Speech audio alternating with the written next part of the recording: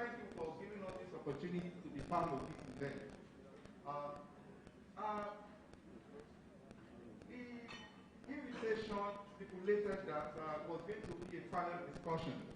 So I actually anticipated a kind of question and answer session, and well, as it is now, I would actually want to welcome those questions to come from either side, from this, especially this side, or from this side of the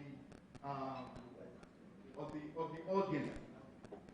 So, but before we get to that level, and I also believe some other discussants will also join us in the course of this. We need to first understand the concept of MMN. Who has heard about MMN? MMN. MMN. Not money making magic. You remember the MMM of those days. Okay, this MMM is about the media. Media makes of man. As in, whatever we are doing, either the event itself, in the reporting of the event, or in the response to that event, intervention that the authorities have put in place. So, if media, if they are not engaged properly, then they can mark the event. But if they are well engaged and they play their role, then they can actually make that response a huge success. We have learned from the role that the media played from the time of the Ebola outbreak in this country. And I am very, very happy that the Secretary to the Government of the Federation, and who is also the Chairman of the Presidential Steering Committee, has chosen Dr. Feza Shuhai to be here. The first time I worked under him was during Ebola outbreak response in 2014. So I played some communication role under him, under his leadership then. So we need to give him a round of applause because he almost led the Ebola response. And then the dimension of COVID-19 response now is all about vaccine, both in combination with non-pharmaceutical intervention. We all know the challenges we have gone through with regard to vaccine hesitancy. And he is also leading that agency. So he's also the most appropriate person to have also come there to represent the Secretary to the Government of Nigeria. Can we give him a round of applause? And also the SDM for choosing him. So now, what are we saying? So I would like to do a kind of introduction by discussing around the concept of 4 R's. When I say 4 R's, 4 R's mean one, the reality of COVID-19. The reality of COVID-19. And in this 4 R's, we may be able to find space for recovery and reconstruction. Then the second R is about what is the risk for this country? What is the risk for the individual, the general public, different groups, different societies? How does it affect us? Because how we see that risk determines what we do. And the third is the response. What are those interventions the authorities have put in place? And the last one is, what is our role in peace? And that's where we have to, we become very significant as media professionals and media organizations. So the first one is, what is the reality of COVID-19? During the presentation of the SDF, Dr. Feza Shuhai also mentioned how the first case came into the country, and then the recognition of the first doctor who detected the symptoms and that led to activation of the mechanism for responding to this COVID-19. Before then, a preparedness working group was set up since the COVID-19 was reported in India. Sorry, in China. In China, because India faced a major problem in the last couple of months. So we're working with all the sectors that are relevant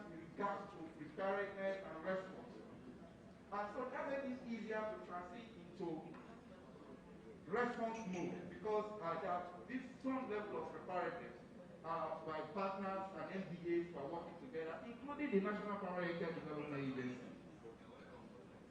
So then from there we move through phases of transmission. We first have what we call the first phase, the index phase, then we move through the next level, which is sporadic transmission. Then when we start having cases here and there, then we move to what? And then now we are now in community transmission. And then, of course, the response also evolved in line with those phases of transmission. So now, those are the realities of COVID-19. And then, of course, what is important, most important about it, COVID-19 is more social problem than medical problem. And then, because it has a lot to do with compliance by the people themselves, behavior, how this disease moves. The virus is transmitted from person to person, right? Through what? Droplets, basically. And then it moves from place to place as those who are infected move from place to place, from one place to another. Of course, that's how it goes to Nigeria. So understanding this, and this has to do with the way people live. And one way to be able to involve the people in this is by informing them, educating them about how this disease is transmitted. You remember we're talking about reality. In the beginning, the knowledge was very little about COVID-19. So a lot of trial and error, right? It's a global thing. So, and we don't realize the role that the media needed to play in terms of communicating information to the public. And then when we are trying to settle down for this is the way to respond, then another thing will come and they will tell you, no, that there is new information. So this new information led us from initially we said no use of face mask. The use of face mask should be by only healthcare workers. Right? Then after a while we said no, everybody should use face mask. And it's because it has now become a community transmission. We now understood that even people who don't have symptoms could transmit this disease. So you don't even know whether your neighbor carries the virus. So that's why the only way is with the knowledge of understanding and understanding of how it is transmitted. So when wearing our face mask, it means we can prevent it from whoever that is carrying it, even if it's not showing symptoms. So people need to understand this.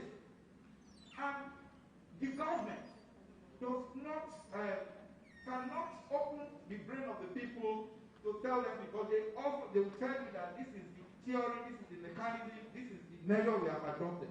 But it's not left for the media to help us explain to the people, educate the people, and then also create space for participation, for people to ask questions. So your role can never be overemphasized. So now the risk, of course, without the virus in our population, we have no risk. But the risk is because it moves from place to place. As long as people move into Nigeria, right, so people who are potentially infected can come into this country, then it means the risk is there for us. Now, our borders are open. There was a time we shut down our borders because we are working in line with that reality of how it is transmitted and how people move. But now we have opened our borders. Even if we don't have a single case for 30 days in Nigeria, as long as we have the outbreak, the pandemic is ongoing, then it can still come back. And this is the era we're talking about vaccination. And then, with the little that we have seen how it has been efficiently managed. Even though we have challenges about development and production of vaccine, but stakeholders are working around the clock to ensure that we learn from this and then we move to the next thing. So what is your role in this as media organization? We don't know what the next pandemic will be. The how prepared we are will determine how we're able to respond to minimize the impact of this pandemic. So initially, we did, even because of fear of unknown, panic, confusion, conflicting messages here and there, and then over time, we had better understanding of this disease. So we control, understanding of how to better control this, we have some confidence, then we're able to say this is the way to go. And then we're able to say let's open our border because we can manage the risk. So the risk keeps changing over time.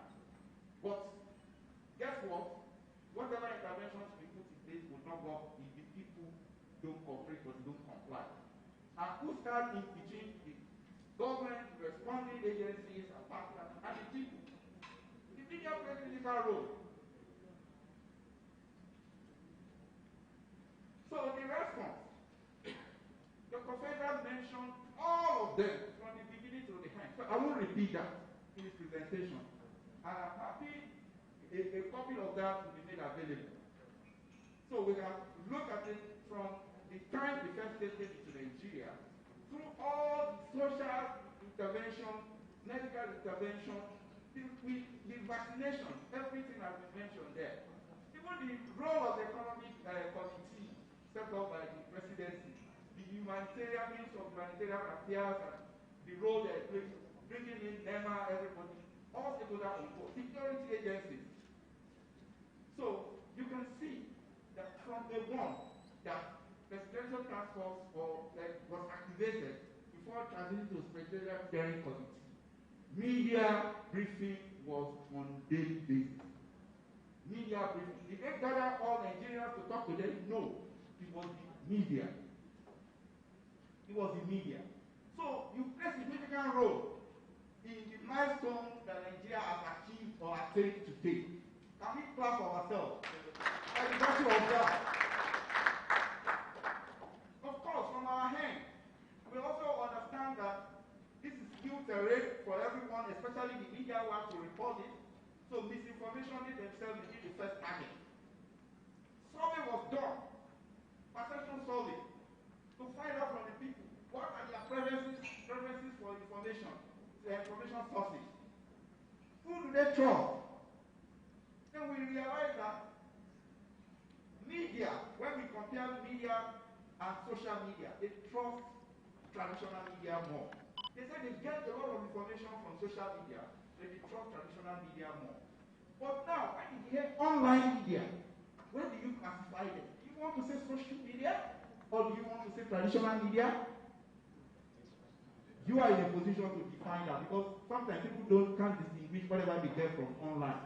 So that's why GOCOP, we need to do publicity, we need to come out for people to know who we are. And I understand that we have a lot of retired editors from Punch, from Vanguard, in this association. So, which means we have experience, we have people who are reliable, we have people who understand the rules and regulations. Do we understand? So, and the ED of NPSCA said he thought initially when he first started was a football club or something. And again, I remember NCDC, I was interacting with somebody during the COVID-19. They said they thought NCDC was a political party before COVID-19. That was the message that people said he knew about NCDC. So, it is now our responsibility to make sure that we create awareness about this and we collaborate with the relevant agencies and then who can help us bring out the values that we have for the society so that the people can begin to trust us. We are happy for this conference, for inviting us, and this is the beginning of this. Just like EW NPSCA has said, that he wants, after delivering that lecture, he wants to personally, speak as ED of NPSCA, and he was ready for the collaboration. Likewise, NCDC. Two of us from NCDC were sent to this place because Dr. Chikwe knows the importance, the role that the media plays in affairs of things. So, now, I cannot be listing all the responses, but we can find our space. Where can we find a playroom? Investigative journalism, reporting, advocating, behavior change, even policy change, talking to government. There are state governments that probably they have another priority.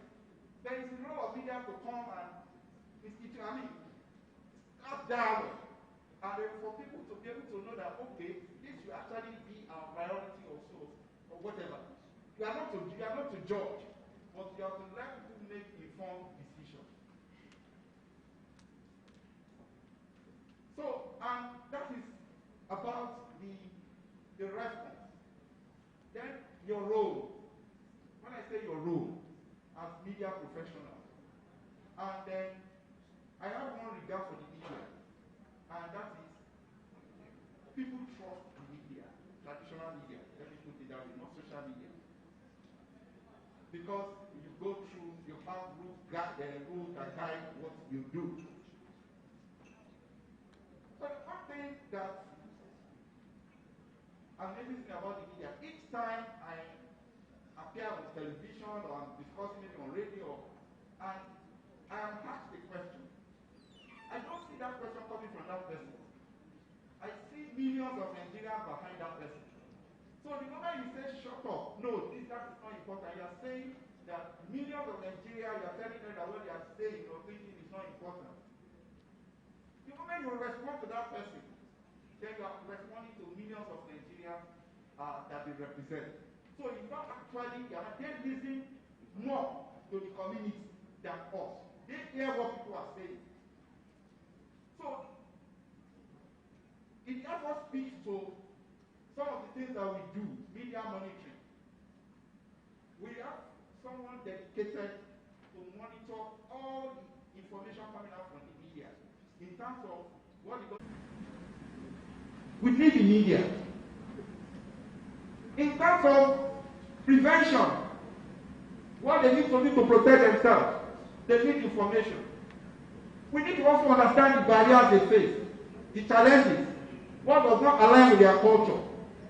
So, you advocate for them, you speak out for them,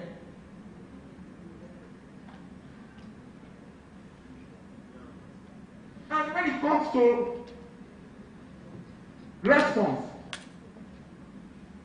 which treatment options are available? How should they use it? Why should they comply? Now we're talking about vaccination. You have roles to play in this. And you can't do that alone. You need collaboration with the relevant agencies in order to be able to deliver on this. We need to do research.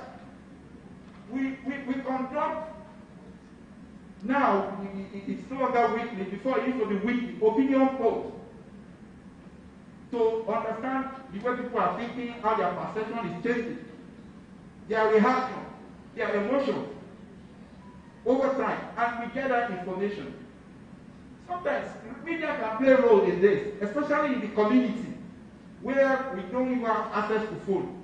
Focus group discussions, misinformation management, like I mentioned, listening to what community are saying, and then from there we try to understand which one is correct, which one is not correct, and how do we respond. Part of fact-checking system. We're collaborating with some organizations on fact-checking. That whatever we see that we document, they look at it, they fact-check and give us the response. And they move to the next level by piloting letters from media organizations on how to work with community, to listen to what community are saying. So they have provided some funding for them because they were able to win a grant to support that. So you can also do this. And then we can call out to conduct training and to also discuss together how to move forward. We have National Risk Containment Technical Working Group that is made up of MBAs and partners. And initially, we did not involve the media because we didn't know how to involve the media. Do we invite channels or just NTA or... Then, we got insight that we need to invite guild of editors who represent the whole body of the media. So our last quarterly meeting that we just had in Nasarawa State, the guild of editors represented the media. And we valued the contribution with regards to how media can participate and what we have been missing. We saw that there. We would like this online platform too to be involved in such a thing. We need to work together to identify what the issues are, what your needs are, how you can support the cause of national health security. Because once we get it right from them, we can face and respond to any pandemic. It builds our resilience. I think I would like to stop in this place because I leave the need for questions and then answer. Thank you very much.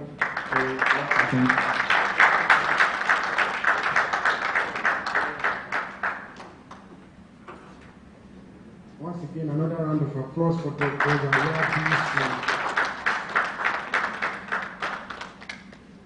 Dr. Disu started his presentation by recognizing the enormous work he has done in the past with Dr. Faisal Shahid. He said that in 2014, they worked together to help combat Ebola virus. And Nigeria got a pass mark for how that was contained. Please, can we have another round of applause for both of them? In 2020, both agencies and both gentlemen worked together to contain COVID-19. Can we have another round of applause for both of them? But you know, the problem with them working together to combat viruses and pandemic like that is that when two people are good at something, you might be tempted to say that another pandemic should come because you know that they are going to do a very good job. But you are praying that you won't have to do that kind of job together again. Thank you very much, sir.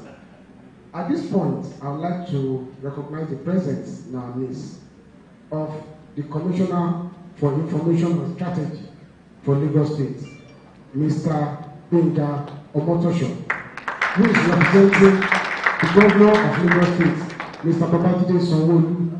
Mr. Omotosho, please, can you please come to this side of the hall?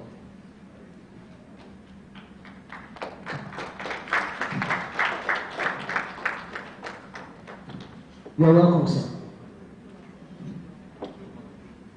Mr. Omotosho is not just the commissioner, he is a senior journalist and editor of many years standing. He's a friend of GOCOP and is a mentor, senior brother to many of us who are here. Actually, many of us call him Ekpo. Welcome, sir. So before we go on, let me also quickly recognize some people who are also here.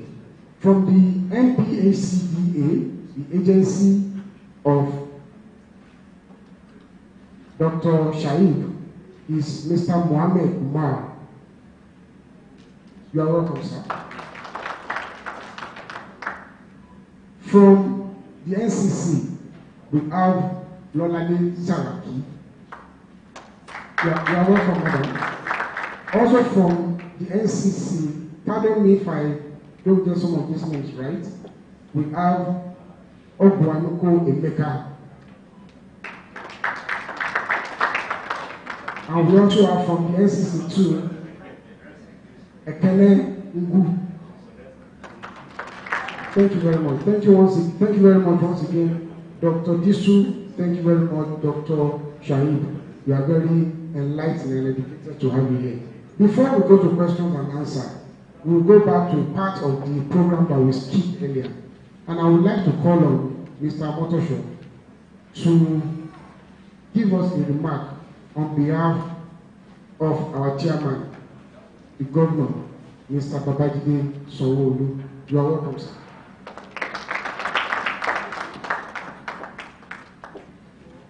Thank you so much, good afternoon, everybody. And for those who came from outside Lagos, I welcome you to the Center of Excellence, our Lagos, Lagos. Well, I thought that first, let me apologize for coming this late. It's not in our character in Lagos to get late to appointments. But we have had so many things going on all week. in Lagos. The most difficult of them to escape is the funeral of the former military administrator, the late Rear Admiral Kusikano. Mr. Babajide Sanwo-Olu, the governor, he planned a long time ago to be here. And every time he checked his schedule, he felt everything was right for him to be here. But we never knew that the family of the late military administrator would just bring up a date that we couldn't object to. Because first and foremost, it's a family affair. So since yesterday, we've been on it. The day of tributes took a long time yesterday, and even after that, the governor had to go for some other state assignments. And very early this morning, as early as 10 a.m., we've been at the service of sons. I couldn't even wait to complete that before he said I should head it, because there is also another function that had been slated a long time ago for this afternoon, and it's after that he planned to come in. But the way this program has been running, there is no way we'll be able to catch up. So he just said I should rush down here. So on his behalf, I apologize for coming at this time. I would like to seek your permission to stand on the existing protocol, because I wasn't even here when it all started. But I feel very happy that I'm in the midst of professional colleagues and eminent people who have come here to join the organization in coming together to look at what we have done about COVID-19 and what we are now doing. The team talking about recovery and reconstruction, I think I should start from that. If we are talking about recovery, the thing that I have seen personally is that the world has come out boldly to say that, well, COVID-19 has done a lot of damage, but we are not going to allow COVID-19 to continue to dictate the way we live our lives. Because this is the biggest calamity that has befallen humanity. Nobody ever thought 3 years ago, around this time, that we were going to have COVID-19. I mean, we felt everything was normal. Governments were preparing budgets. Private individuals were looking up to a good year of business.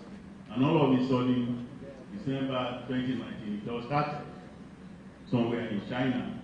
And I remember that afternoon when the Commissioner for Health, Dr. Akin, Professor Akin, came to the Executive Council and told us that something was going on in China, and the way it was looking was going to go around the world.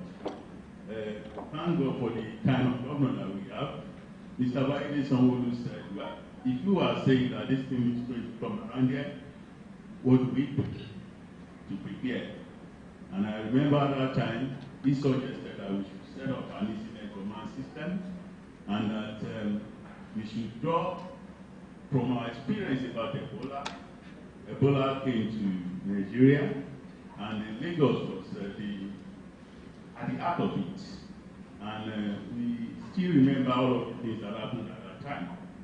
So we set up an incident command system and made the governor the head of it, the incident commander, and then the commissioner for health, the deputy incident commander.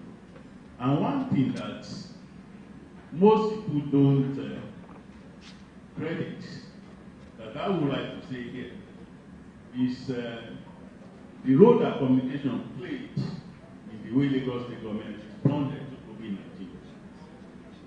I remember that afternoon when we were going to do the very first press conference, and our colleagues are set up in one hall like this at the government house in Marina.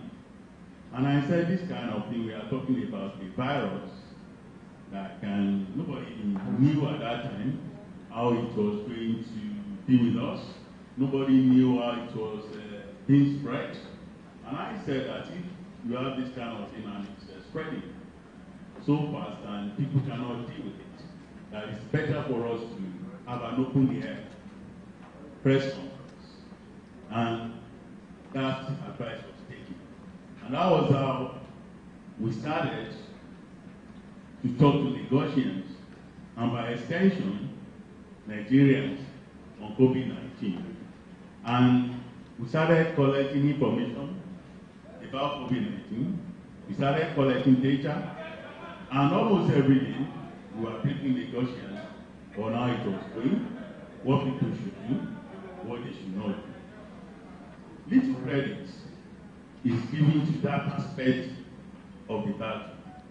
All of the organizations about people who did everything, doctors, laboratory assistants, cleaners, doctors, nurses, and all those on the front line of the battle, we keep on appreciating them, and we continue to appreciate them. But, gentlemen, I would want you to also be very proud of the role of our profession in fighting this battle. And talking about recovery, I do not want to stress the fact that the world has recovered from COVID-19.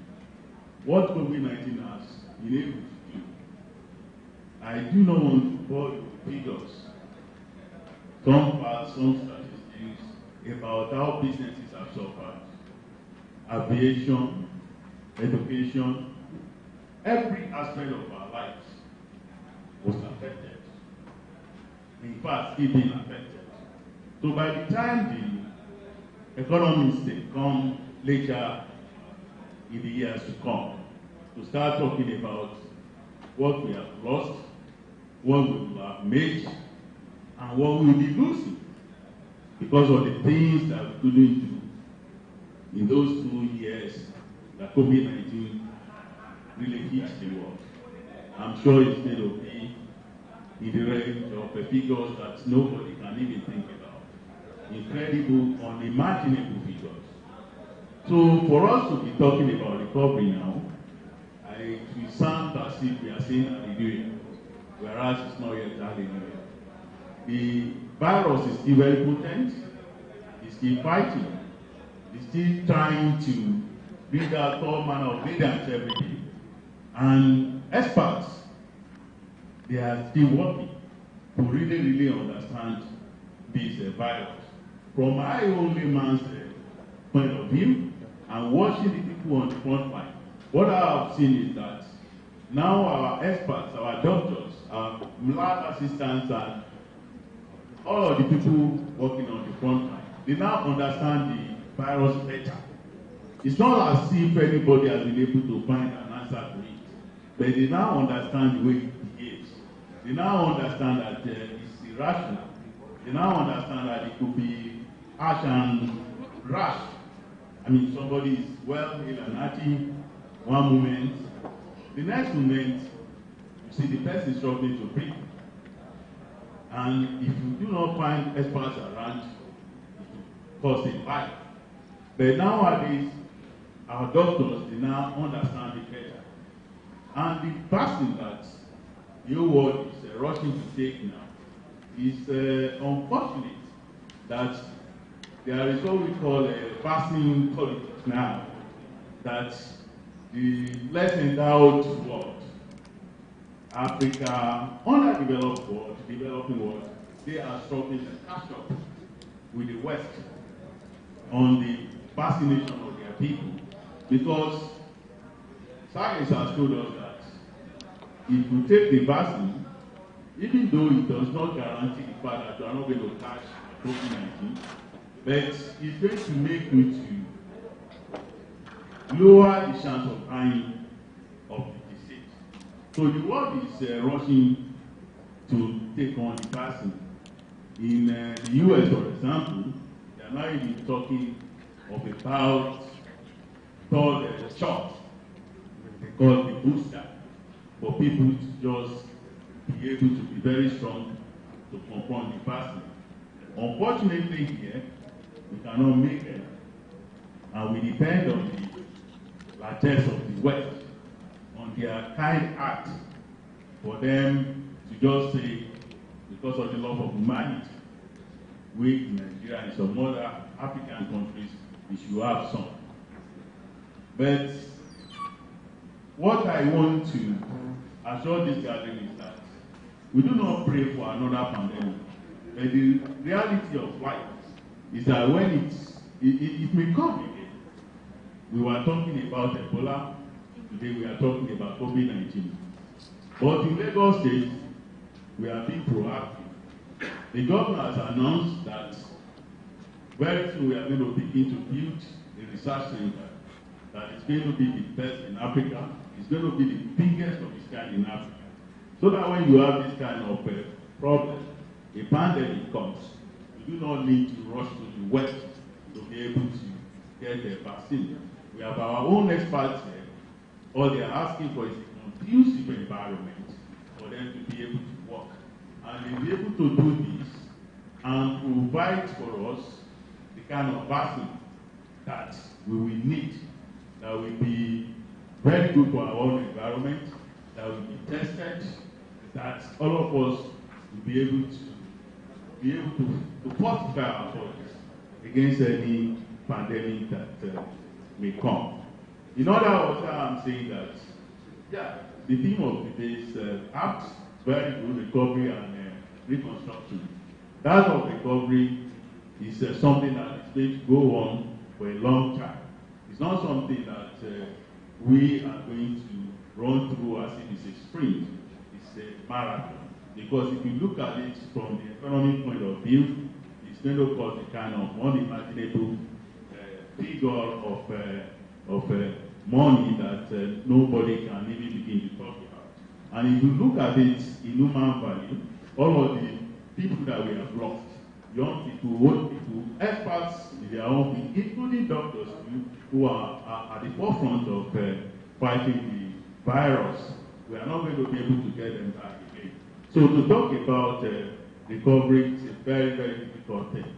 But in reconstruction, I assure you that a lot is going on. All of the things that we have lost, the federal government is doing its best to see that Nigeria gets back on track.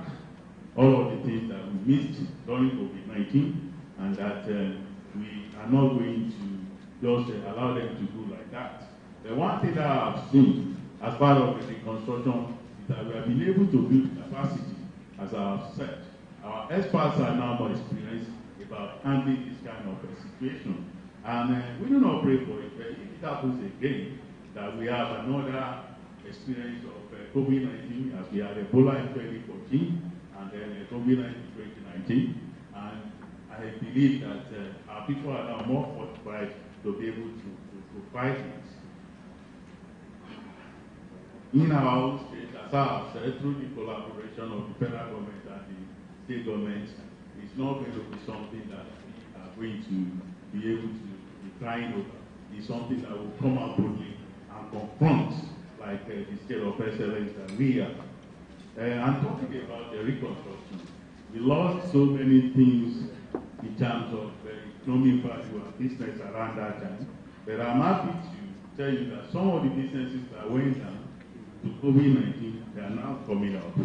Because in Lagos, we have an organization that we call Lagos State Employment Trust Fund, which got a lot of money, over $1 billion, to specifically give to people at a rock bottom rate, people whose businesses were affected, especially small-scale businesses, for them to be able to come back to their businesses and then be able to get on their feet again, because they are the biggest employers of labor.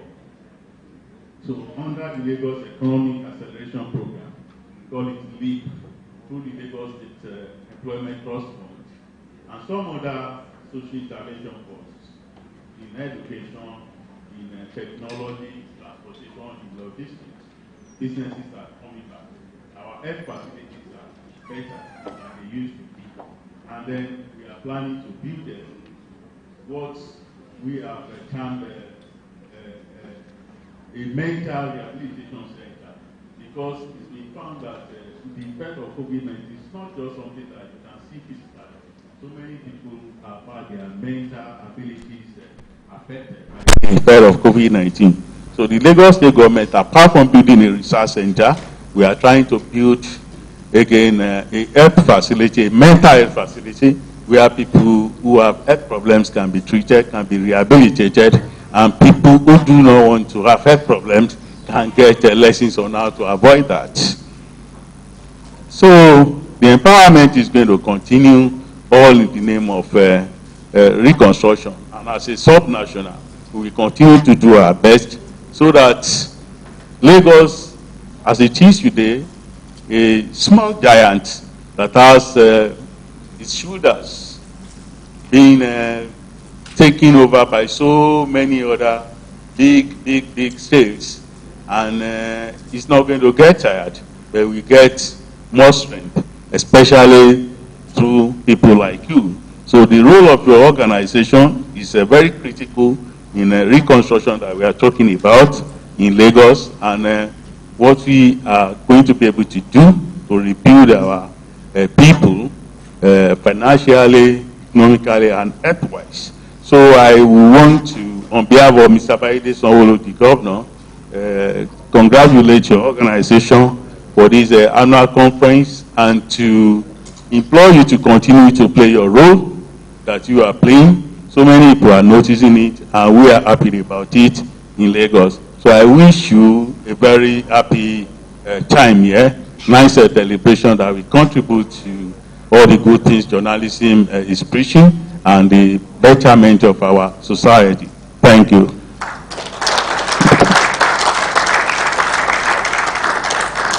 Thank you very much, sir. And thanks to the Governor of Lagos State, Mr. Babajide Sanwo-Olu. So, ladies and gentlemen, we have come to contributions and questions. The first questions, to answer our very first question, will be Dr. Faisal Shuaib. So, who wants to ask the first question, please? Okay, sit down. Sit down.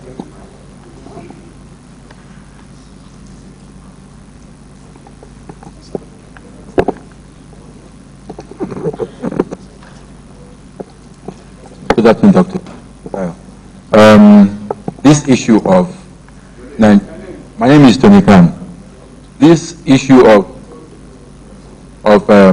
Nigerians and the UK, what is the actual situation? Is our vaccine being accepted in the UK, or what's going on? Thank you.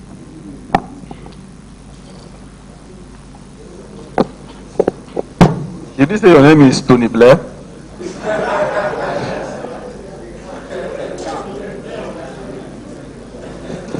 So, the issue of the UK is really English, right? They've had to put out two press statements. You know, the first one was a little bit confusing, but the second one was even more confusing than the first one. And they are the ones that are Britons, right? You will have thought that, you know, with maybe half a page, they will explain exactly what they mean. But in practical terms, what the Britons are saying is that they are moving from a situation where they had red, amber, and green countries to a situation where they have only green countries and the rest. Nigeria used to be in amber. Nigeria is now among the rest. That's number one. That categorization as to whether you are green or not, based on the epidemiology of the COVID-19 virus. The second part is around the process of vaccination. So what they have concluded and communicated about the quality of our vaccines is that the vaccines being administered in Nigeria are safe and effective. They are also approved by the UK government. Unfortunately, there seems to be some disconnect between the people that put this information on the website and the people that are communicating this. So when I see some of these things happening in the UK, I'm like, wow. So Nigeria is really better in some instances than even the developed countries.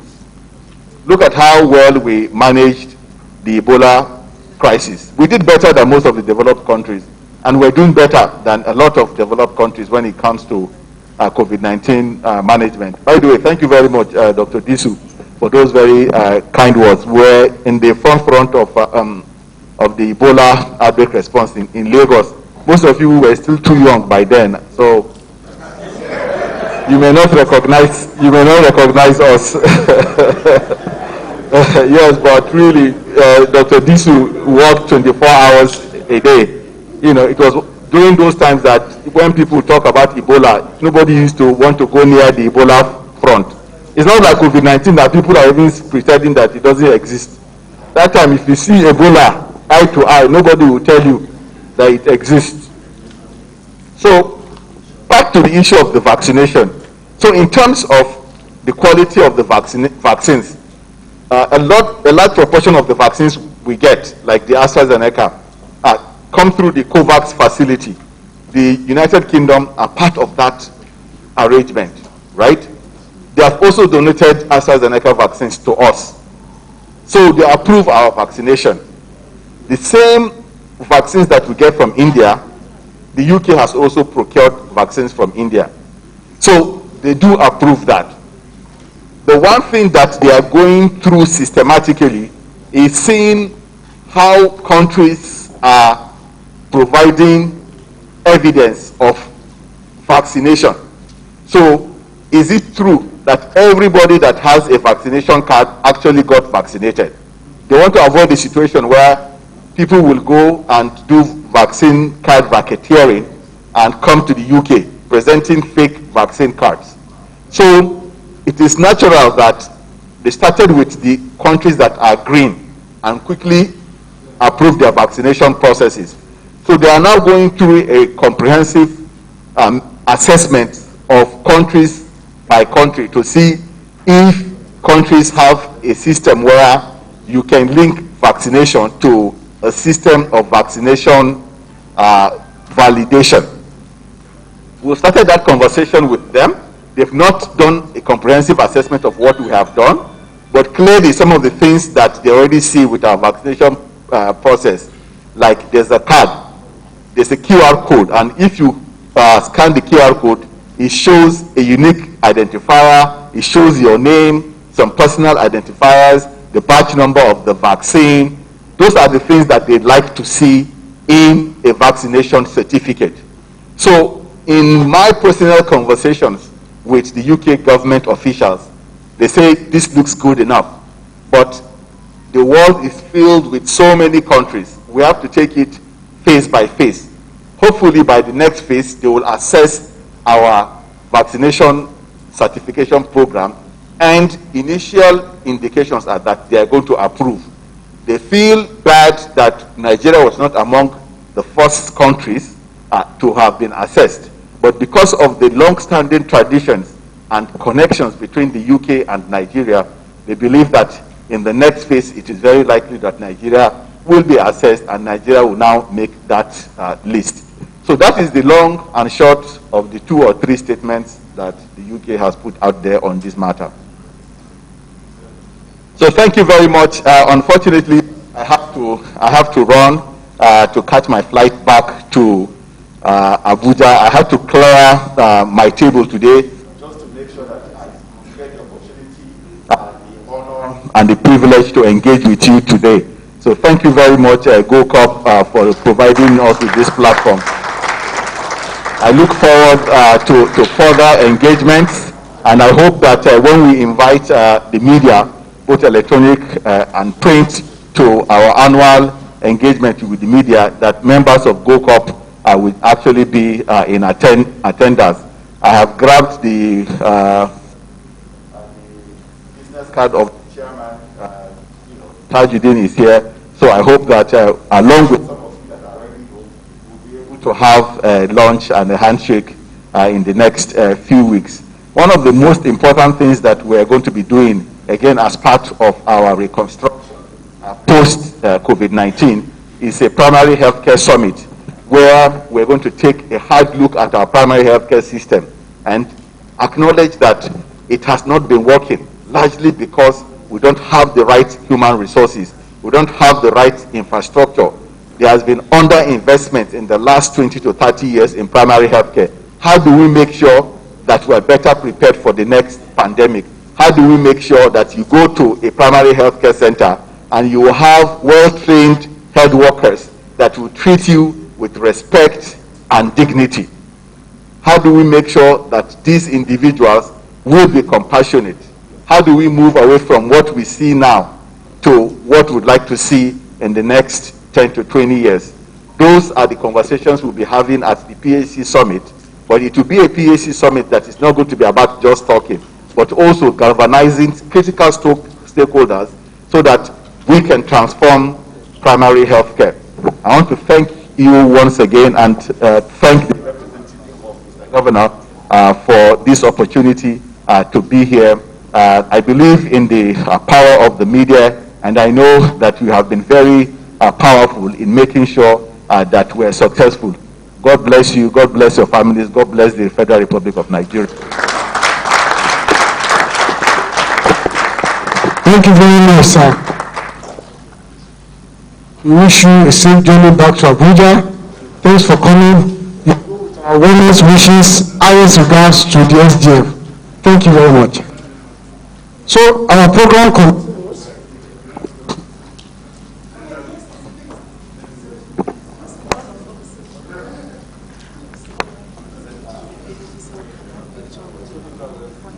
Okay, please. I've been told to call out the executives of GOCOP for a group photograph. Okay, there. Yeah. Yeah. The president and his executive.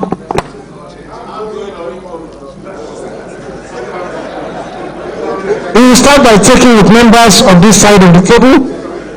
We will take with Dr. Yaya Disu and Mr. Omotosho.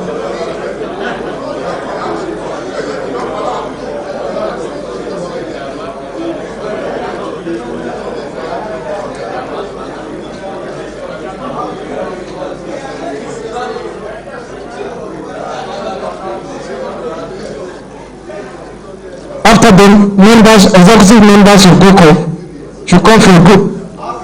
You must come with your face mask.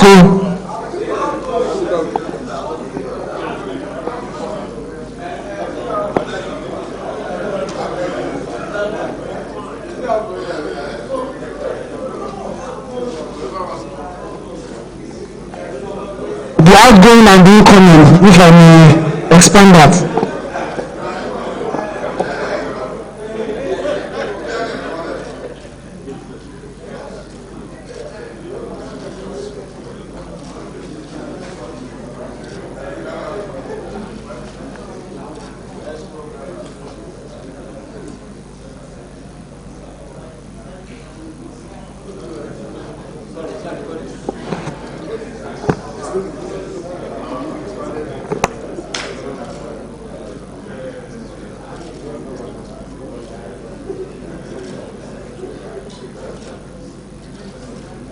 Thank you very much.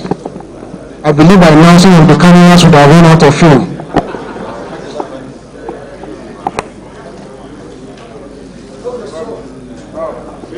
Thank you very much, sir.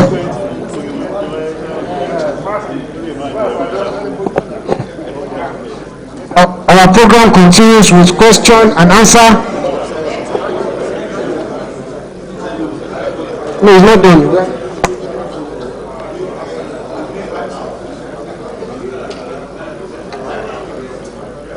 Okay.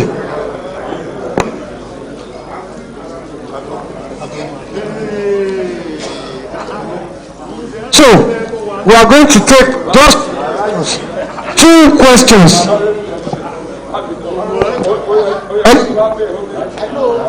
Save the pleasantries for the end of the program. Can we please save the greetings to the end of the program?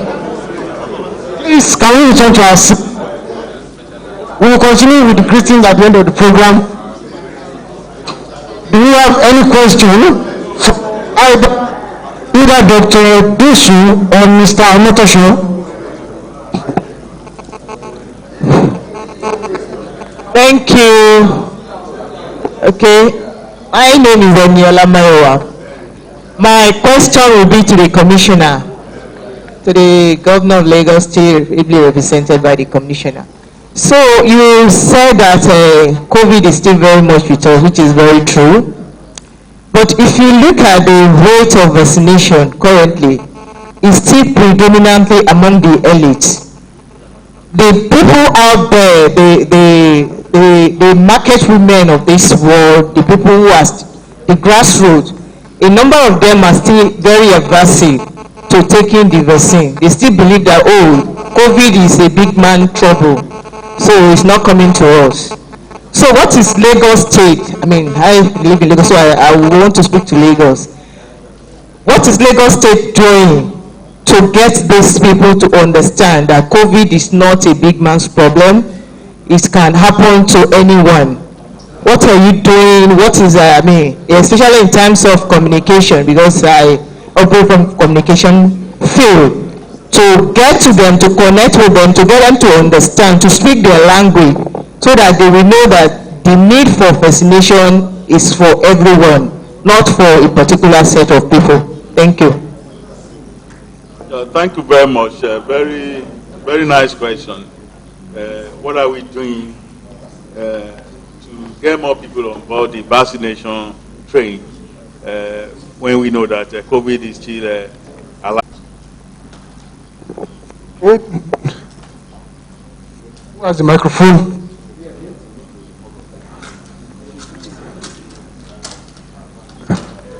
Is your question for? It's for both. That is also for the NCDC and the Lagos State government. My name is Monday Ashibogo. My question is going to be very simple, so that we can defeat this myth whether COVID works more at night or at daytime. I don't tend to understand the essence of this curfew at 12 midnight to 4 a.m., which has become a cash cow for security agencies who prey upon people who have become victims of the traffic in Lagos, or by default, one disruption of their business that would have to make them get home after midnight. It has become a thing now on the mainland, where security agencies have made it a business to keep harassing individuals who go about their legitimate businesses and have to get home late. Yesterday, the traffic here was a nightmare. I spent 3.5 hours to get to the international airport, and I got home at 12:01. And I could imagine what the driver would go through trying to return to his base in the hands of the security agencies. He had to call me on 2 occasions to speak to some of them. So I think we need to ask the essence of this curfew. Is it that COVID is more active between 12 midnight to 4 a.m.? That we have to, because I don't understand sometimes the rationale, because I can understand at the earlier stage when we are trying to curb the virus. That's my question. Thank you. So I would love to, so that we can develop this herd immunity and be able to free ourselves from some of the restrictions that we have put ourselves in. So I feel that we should reconsider that kind of curfew. And I'll tell my boss to make a case for that. Thank you. Thank you, sir. Doctor, would also like to add to that. I want to join the Honorable Commissioner in thank you for asking that question. I will just add, in addition to what he has said, looking at the technical aspect of that, why was that decision made in the first place?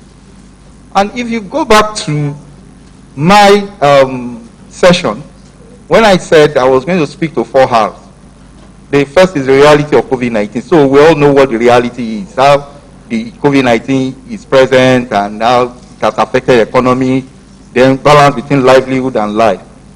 Now, the risk. What we do, the risk is the second half, while the response is the third half. What we do in response is to address the risk, manage the risk, reduce the risk, eliminate the risk. So the risk evolves over time. And then we now understand one thing, that the behavior of the people determines how this virus moves around.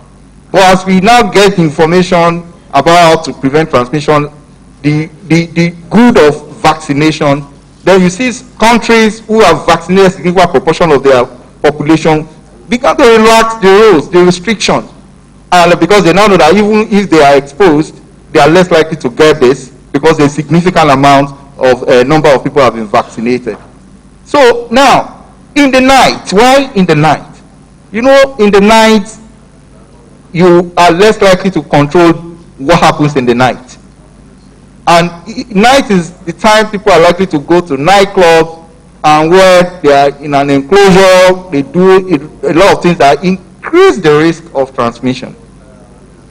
In addition to many other things, even activities that you may not be able to enforce. So one thing is to just impose a general restriction and to make sure that people at least stay in their home.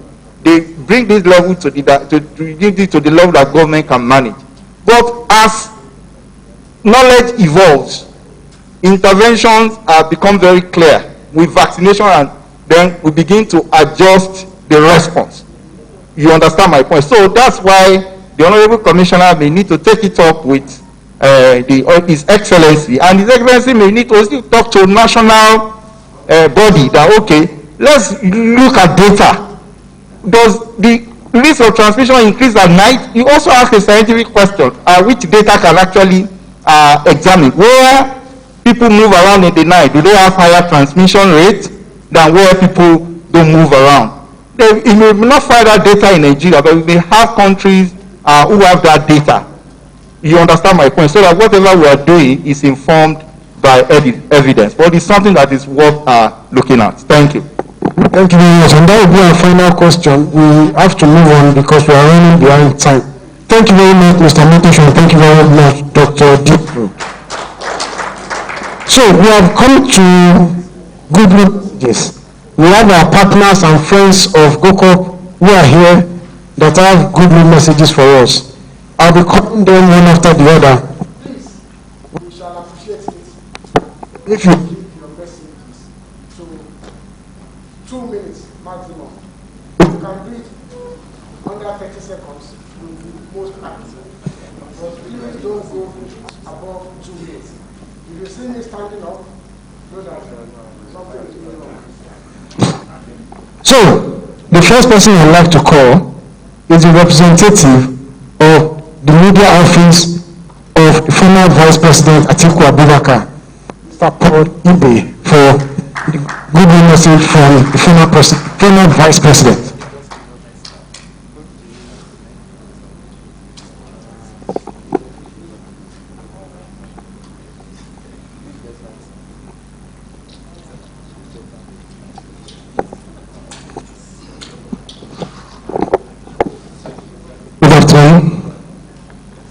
Ladies and gentlemen, the Commissioner of Information, representing Governor Sanwo-Olu, DC of the NCDC, the President, both outgoing and incoming of GOCOP, my colleagues and friends, ladies and gentlemen. I didn't know that I would be speaking. I just wanted to sneak in here, share some times with friends I have not seen quite a long time ago, and then move on. However, suffice it to say that I wasn't originally meant to be here. I planned to be here, but events of the last 72 hours necessitated that I remain in Abuja. As we speak, you and I know that the meeting of the contentious issues, being dealt with. But my principal had graciously asked that I should go to Lagos and be with my friends. And while he stays behind in Abuja and sorts out the issues of his party.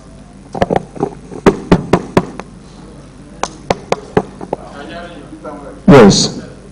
So on behalf of the former Vice President, Atiku Abubakar, I bring you a message of goodwill. He has asked that I convey his gratitude to you all for having reached out to him, to express his commitment to you as an organization. He's proud of what you are doing and what you have done over the years. In March of 2020, at about 11 a.m., while I was about retiring for the night, the former Vice President called me.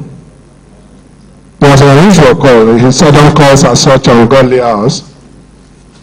And he said to me, his friend, one of his sons, Mohammed Abubakar, was down. He's been tested and confirmed positive of COVID. And he said, what? To be honest, I didn't know what we were going to do. It was a bad situation.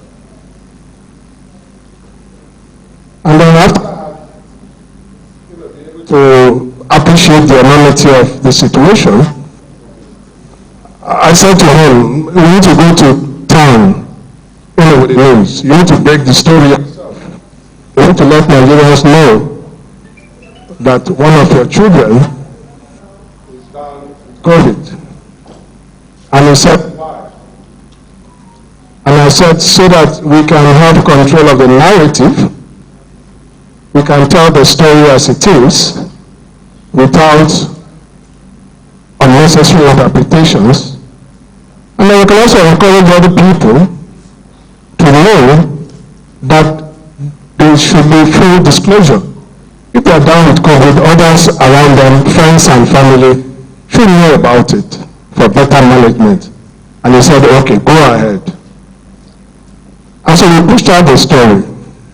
It was well received. It also encouraged a lot of Nigerians, because I think that was the first time a family of a high-profile individual, was stricken with COVID. It encouraged them to come out, to own up, and to receive treatment. Mohammed was isolated for about 40 days. He got well. He's back. He's healthy. And so the lesson from that was that VIPs need to be at the front line in situations like we had with the COVID, to be able to give disclosure, full disclosure, and then give hope. So by so doing, others are encouraged to follow. And so that is one of the takeaways from that COVID experience. And as we go forward, my hope is that more people will borrow from what the state government is doing. We need to develop our primary health care. More people are dying of malaria, cholera, little things that affect the common people. So this affects us an opportunity to make investment in those critical areas of the primary health care. Thank you very much. Thank you very much, Mr. Ube. Please give our regards to His Excellency, Vice President Atiku Abubakar. I'd also like to call on the representative of the Governor of Delta State for his goodwill message.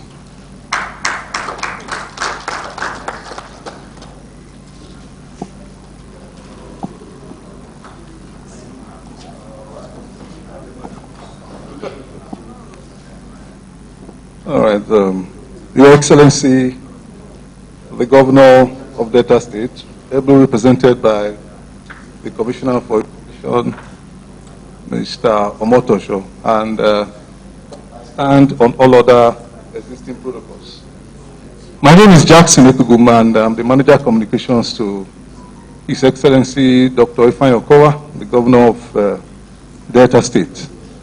And he has sent me to you to tell you that, first of all, he commends your consistency in organizing this annual conference. And he has been following your activities, and he can testify to the fact that some of the issues that have been raised at your conferences have helped to shape policy formulation and act as important feedback to those of us in politics and governance. He especially commends you for your maturity, your civility, and professionalism, especially in the face of misinformation and disinformation that seem to pervade new media platforms. While thanking you for your support and partnership with him over the years, he wants to sustain this tradition of excellence, professionalism, and patriotism. Thank you very much. Thank you very much, sir. Our thanks to the Governor. I'd also like to call on the representative of the Commercial or the Federal Road Safety Commission, ACM Peter Akibo. Peter Akibo for his good message.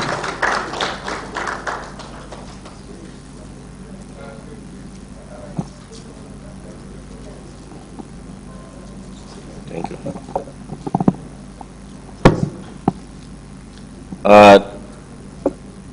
The Governor of Lagos State, ably represented by the Commissioner Information, I would like to stand on the existing protocol.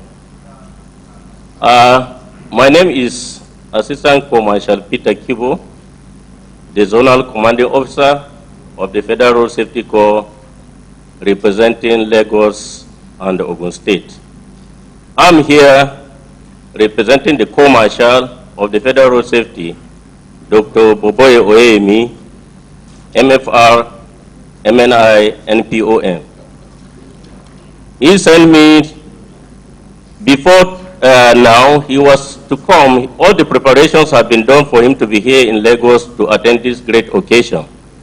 But towards the end, other pressing issues came up, and he had to call me to inform me to be here to represent him and to convey his goodwill message to you all for this great occasion. He has been actually following your activities, and he is appreciative and he is quite aware of your input in educating and enlightening the general public. And he therefore wants me to thank you and to even thank him for inviting him for this great occasion. And he wants to assure you that his support for your organization is assured, and as always, he will continue to partner with you and support you in your activities. Thank you very much. Thank you very much, Commander. I'd also like to call on the representative of INEC for his goodwill message. That's Mr. Oye.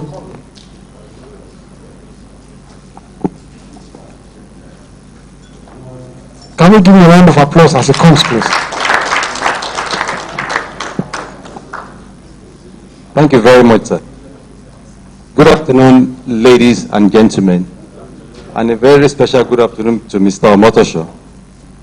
At The Guardian, he was, when I joined then, he was the Metro editor. And the first story I did for him was about a library in Shomolu local government that Mr. Kusa asked me to go and. By the way, I'm sure you all know Mr. Femi Kusa. Mr. Femi Kusa sent me to that library to go and find out what they were using it for. It was a library that was built for studying, but was converted to parties. They were holding parties there. So I went there and investigated and wrote the story and gave it to Mr. Motosho, and he was so impressed. And the publisher said, come, have you been reporting before? Because I was a test candidate at that time. So I have a long history with him, although he abandoned me and went to comment, and they ended up at The Nation. I want to specially thank distinguished members of this organization for inviting us. At INEC, we dare not underestimate your influence. Somebody mentioned the other time that the future of journalism is digital. When you have people who can report news by the minute and not wait till the next day, you have to reckon with them. And at any point in time, INEC is in the eye of the storm. You know that we have a governorship election in Anambra State on 6th of November. And next year, we are going to have other off-season governorship election with the big one coming. And we are trying to solve a big problem that we have always seen by asking our stakeholders to support us to introduce electronic transmission of results. Because over time, we have seen that the problems don't usually happen at the polling unit level. You start the election at 8:30, people come to vote, we do the accreditation and all of that. But it is at the collation of that result, of those votes, that's where you have the problem. That's where you have some unscrupulous elements trying to hijack our process, and sometimes they kidnap our professors and force them to declare results in their favor. And when we go to court, the court will say, there is nothing in the law that says that you declare any result under duress. And then you find some who didn't win election in the Senate or House of Reps pretending to be representative of the people. So this is very important to us, and we need the media to help us, and we need you to help us. Especially this Anambra election that is coming, we need you to assist us because there are so many sensitive issues surrounding this election. And it is a constitutional thing. It must hold. If we don't hold the election, there will be a constitutional crisis. The Constitution never envisaged that it would be impossible to hold a governorship election. So while you can postpone an election for a period of time, you cannot suspend it indefinitely, because that would be an issue. But the way the issues are presented is also extremely important, and that's why we think that the media is very strategic in putting the issues in proper context, not the conspiracy theories that are flying around. But honestly, I must say that my colleagues, my brothers and sisters, you have been very good to us. All the efforts being made by the Commission, especially Professor Mahmoud Yakubu, have been well received and reported. Of course, we don't expect you to pat us on the back when we are doing what is wrong. We welcome constructive criticism, but we also want you as partners to help us to put all these issues that I've talked about and others in proper context. And thank you very much. I will pledge our continued loyalty to your cause. Thank you very much. Thank you very much, Mr. Yekomi. So I'd also like to call now the representative of Next Bank, Manuel Lawyer. Please pardon me if I didn't call that name correctly. Please let's make that right.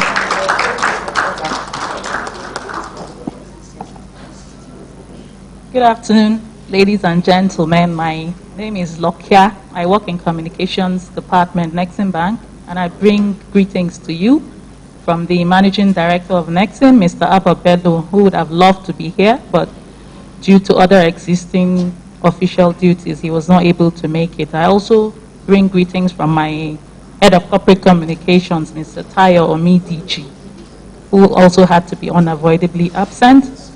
We want to reiterate our support to this organization, GOCOP. We congratulate you for a well-organized conference, and we want to pledge our continued support to whatever you're doing. We are ready to partner with you at all times. Thank you. Thank you very much. That is the kind of goodwill message I like. Short.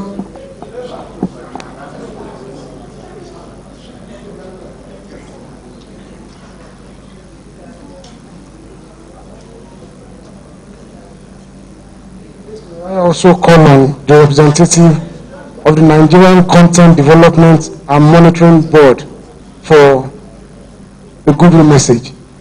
Is the representative here? Okay.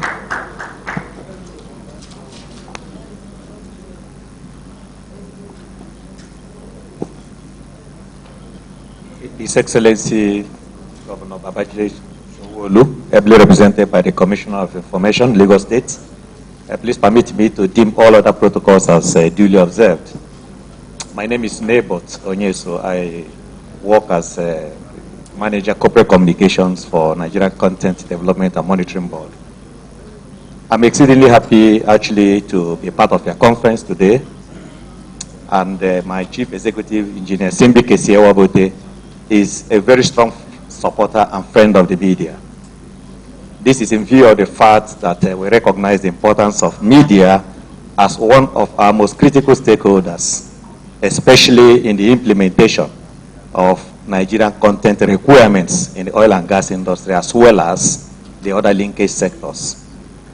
Looking at the theme of your conference, which is post-pandemic, post-COVID-19 pandemic, recovery and reconstruction, is very apt because although the fact that we can meet like this is evidence that there is some signs of recovery from COVID, but the long shadow cast by COVID is still here with us, which explains why we still have a lot of restrictions and concerns.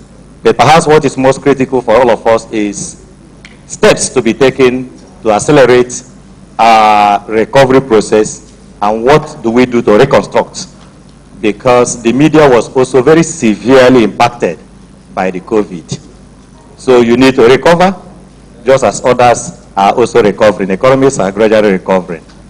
And that takes me to the role of the media, because as social media practitioners, you have major role to play in our economic life and survival. For us in the Nigerian Content Board, one of the things that COVID has taught all of us, which we should not allow to be lost on us, is that it demonstrated to us how fragile it is to depend on foreign markets and global supply chain for all our needs. And that brings to reality the importance of local content. As simple as the face mask which we are all using today, in the midst of the COVID, before COVID, all of these were done in China, and we depended on that. But just as they say, necessity is the mother of invention, COVID has forced us. We started making our own here, and that is exactly what the Local Content Board represents. To challenge Nigerians to look inward, to be able to manufacture tools and accessories that are required in operating the oil and gas industry, so that we're able to retain the capital that is spent in the oil and gas industry and save our economy from bleeding and losing jobs to other countries. I do not intend to prolong my goodwill message, just to say that we are happy with what you are doing, and because we believe in what you are doing, we would like to also partner with you, just as we have always done. Whenever you call us, we are always there for you. Thank you so much. Thank you very much. And finally, we'll be taking a goodwill message from Dr. Oluseyi Soronekun of the United Nations Information Center, UNIC. Dr. Soronekun, please. Please, can we clap for him as he comes forward? Your Excellency, the Governor of Lagos State, ably represented by the Honorable Commissioner, very distinguished ladies and gentlemen. I bring warm greetings from the United Nations Information Center, UNIC, in Nigeria. And I want to congratulate the leadership and the entire membership of GOCOP for being consistent, and we are glad that this organization is existing because your focus, your vision aligns with the mandate of the United Nations.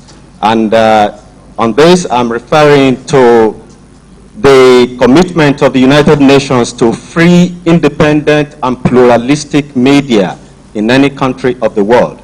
We are promoting free, independent, and pluralistic media in Nigeria, and under this strategic focus, we are promoting freedom of expression, freedom of information.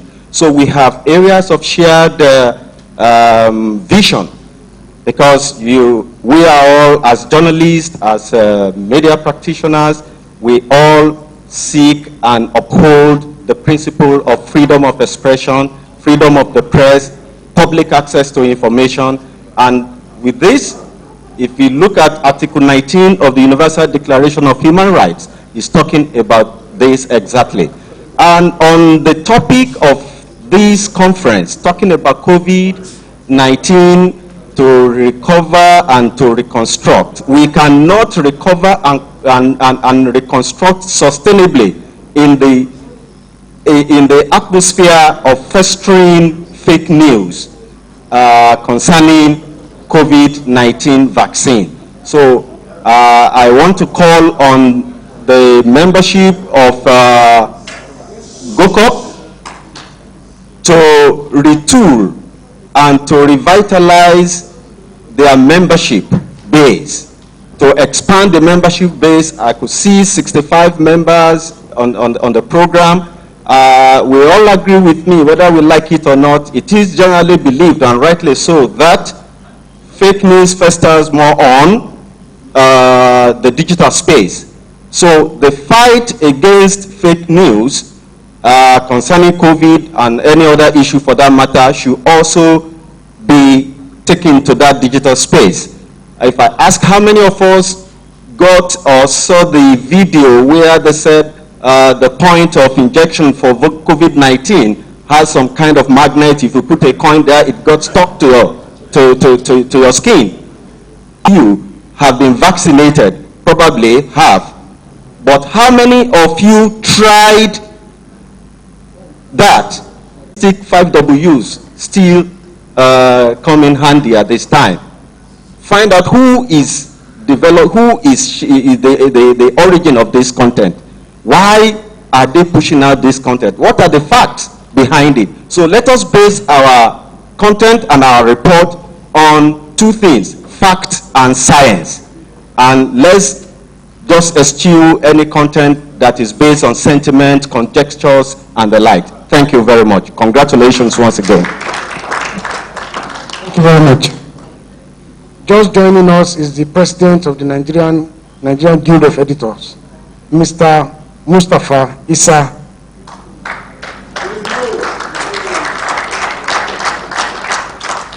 And I think he arrived just at about the right time, because now we are going to the new ESCO of GOCOP. And to perform the inauguration, I would like to call on Barrister Afolabi Odeyemi. I will also be calling out the names of the new ESCO, members of the Executive Council of GOCOP. As I call your name, please come out for your inauguration. Maureen Chibo, President. Maureen is actually the first female president of GOCOP.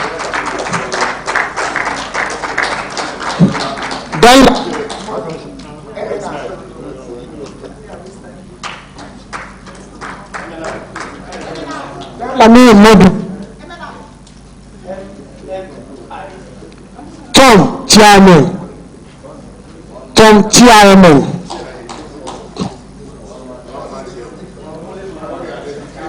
Vice President North. Dan Lami Modu is Deputy President. Ken Ubechi, Vice President South elect.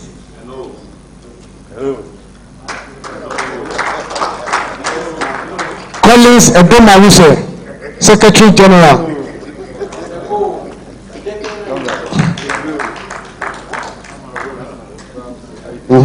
Olumide Nyoba, Deputy Secretary.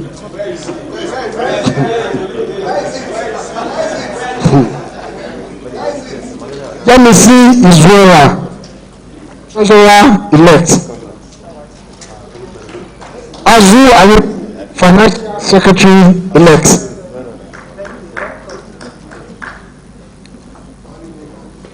Remy Ndeke, Publicity Secretary elect.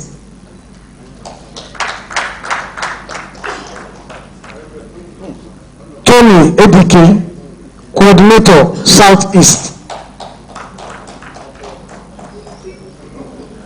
Raymond Ukebu, Coordinator South-South. Akim Olutuji, Coordinator Southwest. Max Amuchi, Coordinator North Central. Olasius Ogwa, Northeast. I understand is not physically present. Okay, he's joined us virtually. Okay. James Ume, Northwest. He's joined us. Is he around? Okay. Where is James Ume? Ah. Okay, Barrister Odoyemi. I'll hand over to you now, sir.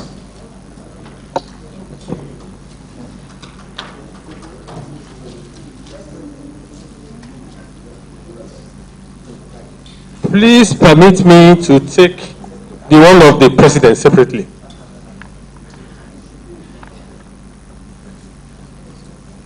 Mr. Ken, please go by the side. Madam, please come around here.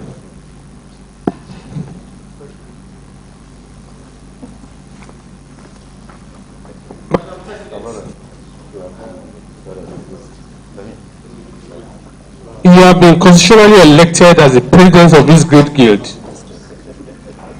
It will be your duty to decide at meetings impartially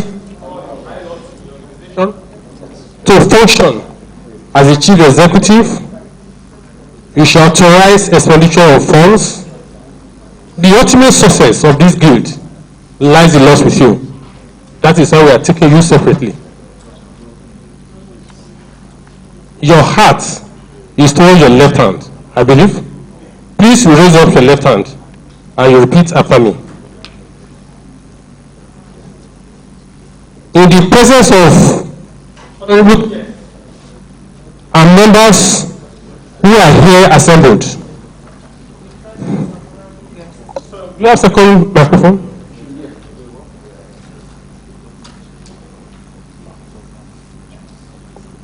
So that they can take you.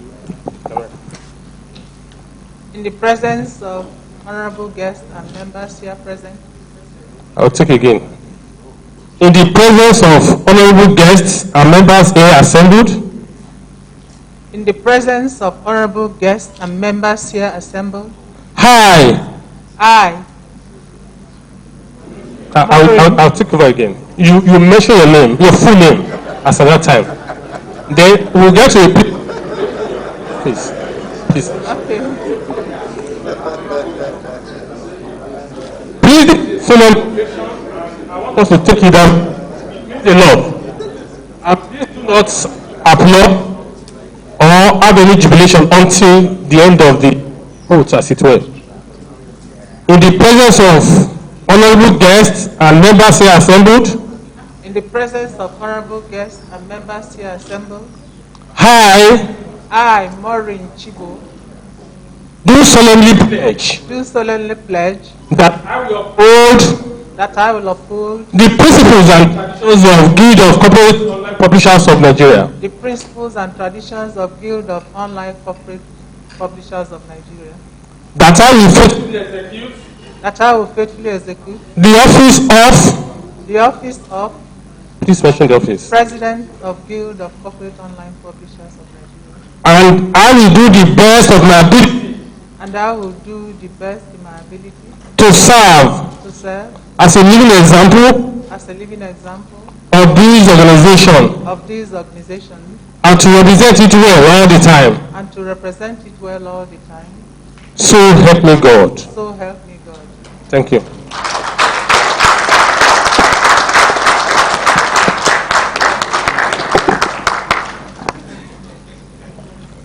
We will now do for the others. Please come closer.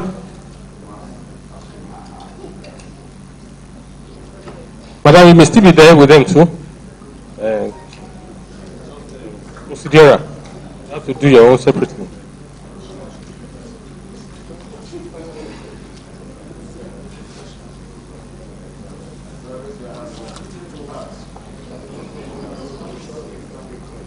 Please, all of you raise up your left hand. No, you don't have to do it again.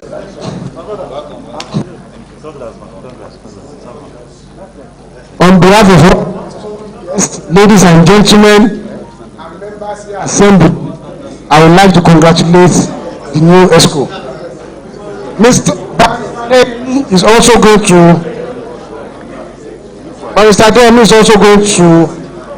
induct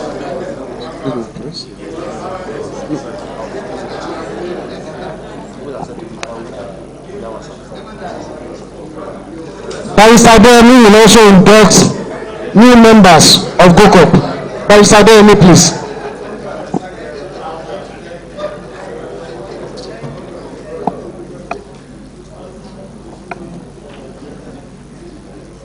We are about to begin the initiation ceremony.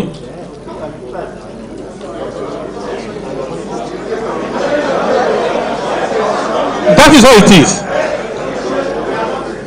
We are inducting the new ones. It's a form of initiation, as it were.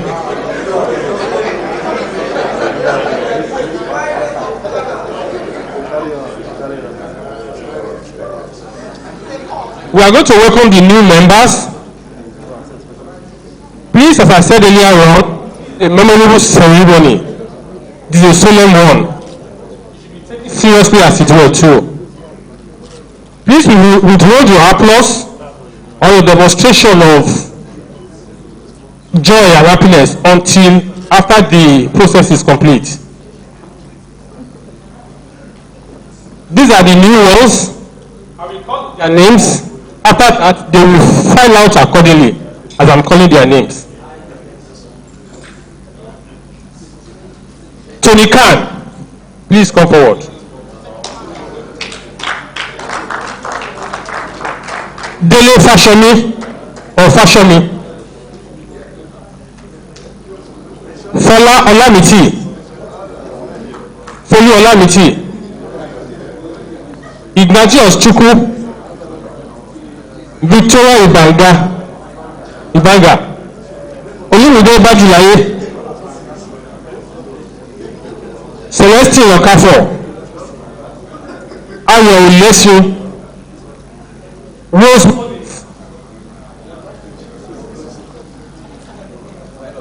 You will know them. Dr. Shomwa Ige.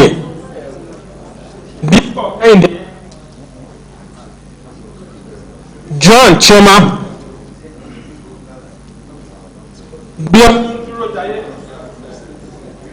Tajuddin Abu.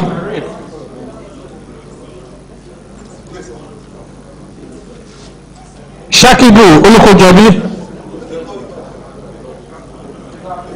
Dumebi Ifeanyi Chukwu. Oludare Mayowa. Francis Chukwudi.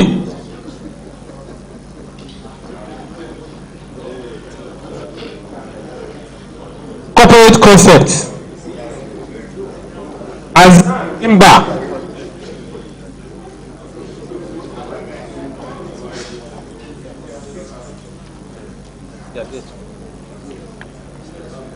Dajuma Kasina, Shola Oshukoye. Are all of them in the house? Have they filed out?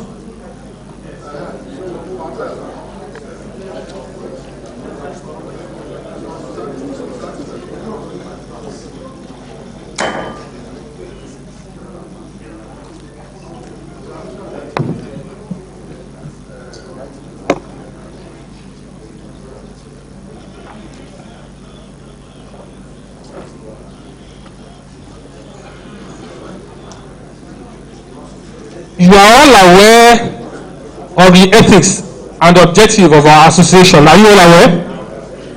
I need answer, please. Are you all aware? I'm now asked that you repeat after me. Of course, you place your hand up, your left hand. When I mention hi, then you mention your name and the online paper that you publish. You mention it along the line. You can say, I, Afolabi Odeyemi of U News, you mention it. Then you go ahead. Hi!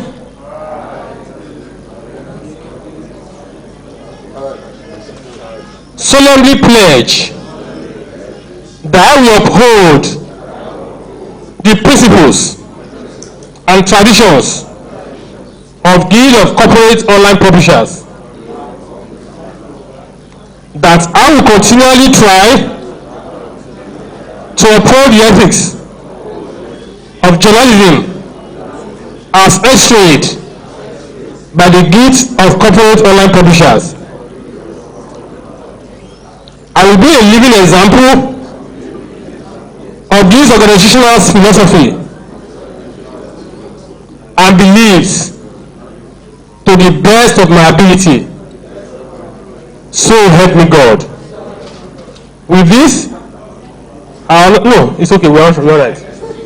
Our honorable guest present and to the whole house, we have inducted these ones as a new member. Please give them a round of applause. These are the newest members of the elite club of GOCOP. Thank you very much. You are welcome to the club.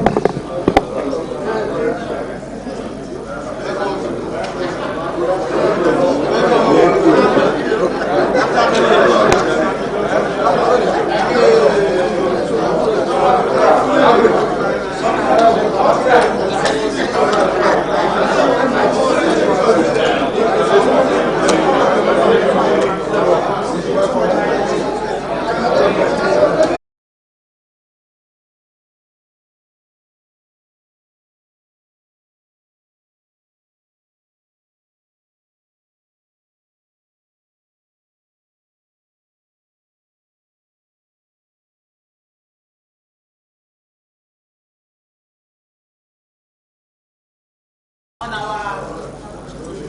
our brochure. So thank you very much for all you did for us. Those who are here present, the Nexim Bank, who is here, the Nigerian Content Development Board and Monitoring Access Bank, who just joined us, and JAMB, INEC, Mr. Rotimi Eyekomi, who has been here since yesterday. Thank you very much. Lokia, thank you very much. Nabot Oyesom, you were here but just stepped out. Thank you very much. And then there's JAM, Dr. Benjamin, who was also here. We thank you very much. I don't want to miss out anybody, and I don't want everybody to miss out any. So please assume that I have called your name already if I haven't mentioned all of you who are here. We cherish you. We appreciate everybody who has been here. Now I have to thank those who conducted the election that made it possible for me to be here. And that is our electoral committee members. Thank you very much, chaired by Ozi Isman Yusuf. Thank you very much for holding that rank-off-free election. May I also thank the Corps Marshal who sent his men to be here with us. They were here very early. They've been here. Thank you very much, sir. Please convey our basket of thanks to Dr. Bobo Oyoyemi and our Assistant Corps Marshal, BC Kazim, who is dealing with us directly. We are indeed grateful. Thank you so much for being with us. We deeply appreciate you. I have to thank the outgoing executive, especially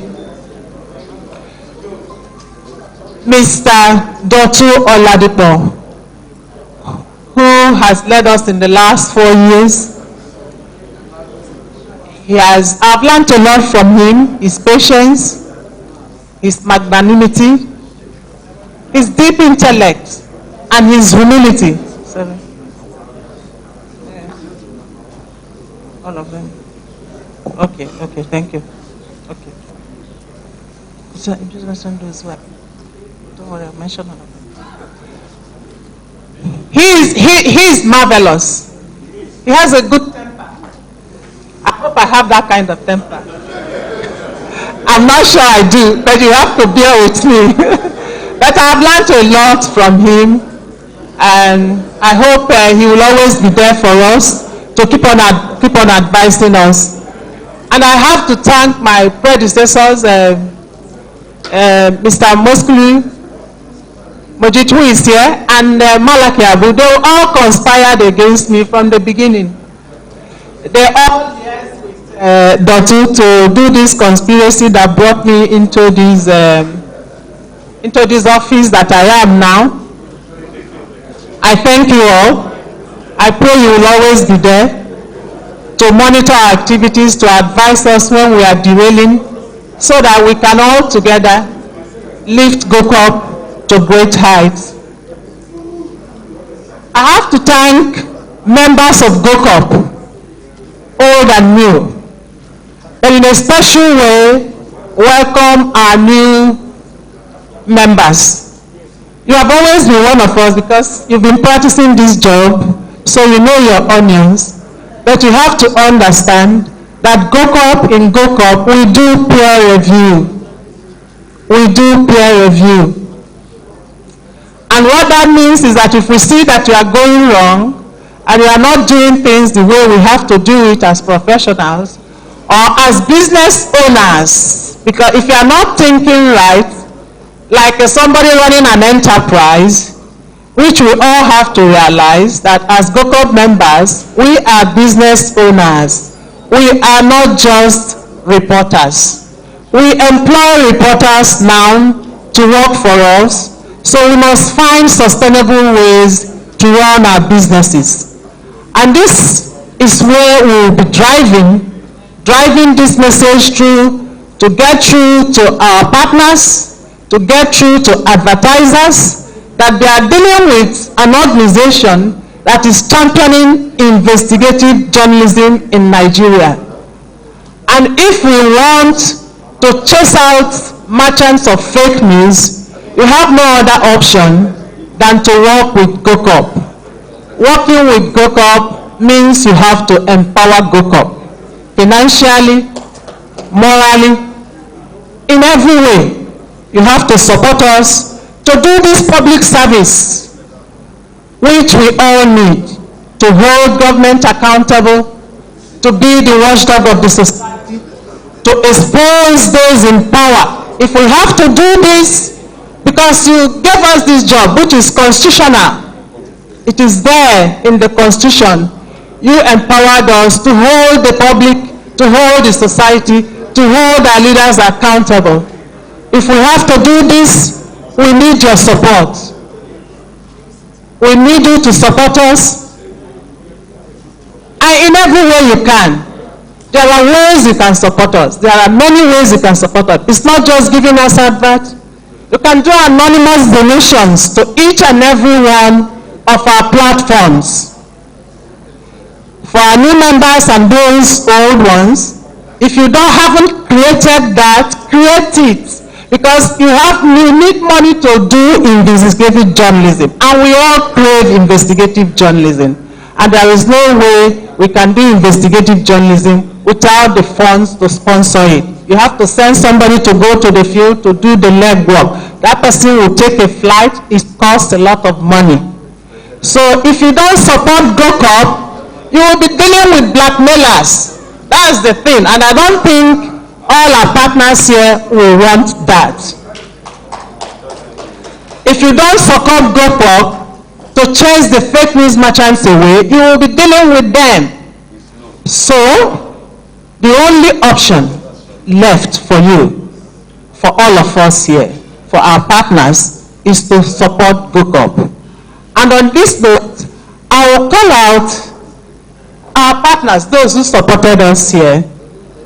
And we have the Kwara State Government, we have the Lagos State Government, we have the Delta State Government, we have the Nigerian Football Federation, we have the Nigerian Content Development and Monitoring Board, we have Shell, we have NNPC, we have Nigerian Liquefied Natural Gas, we have AMCON, Sahara Group, Central Bank of Nigeria, Trump, T-Prompty Concept,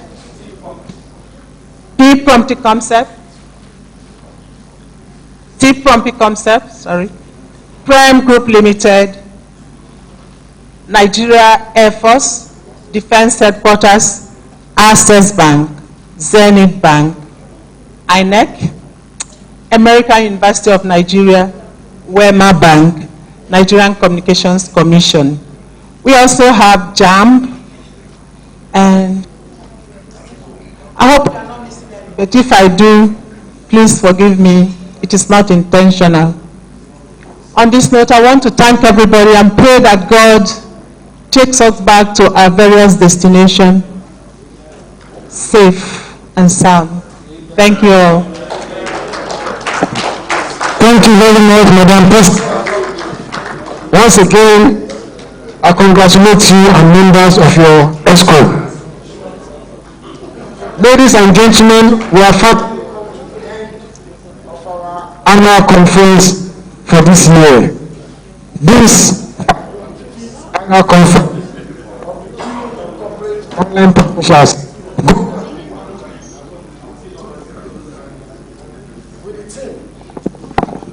with the team post-COVID pandemic, recovery and reconstruction in Nigeria. At this point, I would like to invite us that lunch is ready. We will be serving everybody lunch, either you are vaccinated or not. Lunch is on us. And thank you very much for coming. We wish you safe journey to your destination. Thank you, thank you, thank you.